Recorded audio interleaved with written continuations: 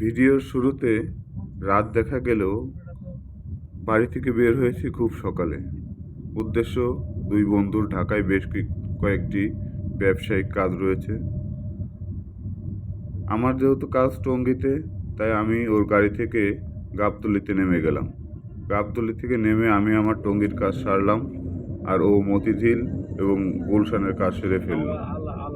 এবার বাড়ি ফেরার পালা। রাতে 8টার সময় আমরা গুলশান 1 থেকে ফরিদপুরে বাড়ি আসার উদ্দেশ্যে রওনা দিলাম। এরপর পথে বেশ কয়েক জায়গায় জ্যামে আটকে আমাদের প্রায় রাত 10টা বেজে গেল।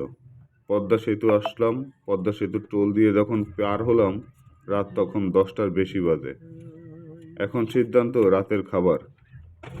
ভাবলাম বাড়ি গিয়ে খাই, কিন্তু পদ্মা সেতু যখন পার হয়ে যায় তখন পেটের ক্ষুধা আর কোনো কথাই শুনছে না।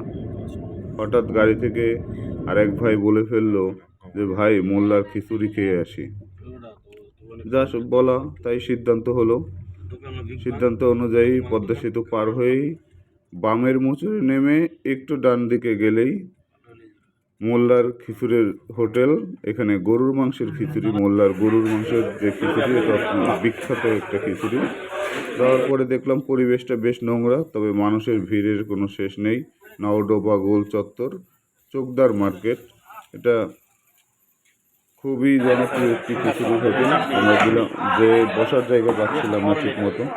যাই হোক, এক পর্যায়ে বসার জায়গা পেলাম। এরপর সালাদ আর এটা আসলে চাটনি দিয়ে গেল। এখন খিচুড়ির অপেক্ষায় আছি।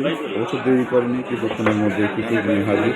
গরুর মাংস দিয়ে খিচুড়ি রান্না করা, গরম গরম খিচুড়ি দেখে আর সহ্য হলো না।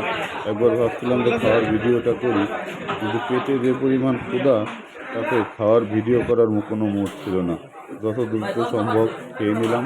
খেয়ে মনের জ্বালাটা আগে মিটিয়ে নিলাম। এই হোটেলে প্রতিদিন 8 থেকে 10 ডেক খিচুড়ি বিক্রি হয়, 140 টাকা প্লেট।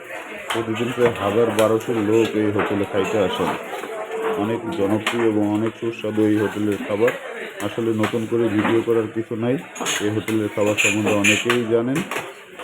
ঢাকা থেকে আসতে গেলে এই হাতের ডানে হোটেল, আর ফরিদপুর থেকে গেলে ভাঙা থেকে মাত্র 30 কিলোমিটার সোজা যাওয়ার পর বাম দিকে, যেটা কাঁঠালবাড়ি ঘাটে ছিল।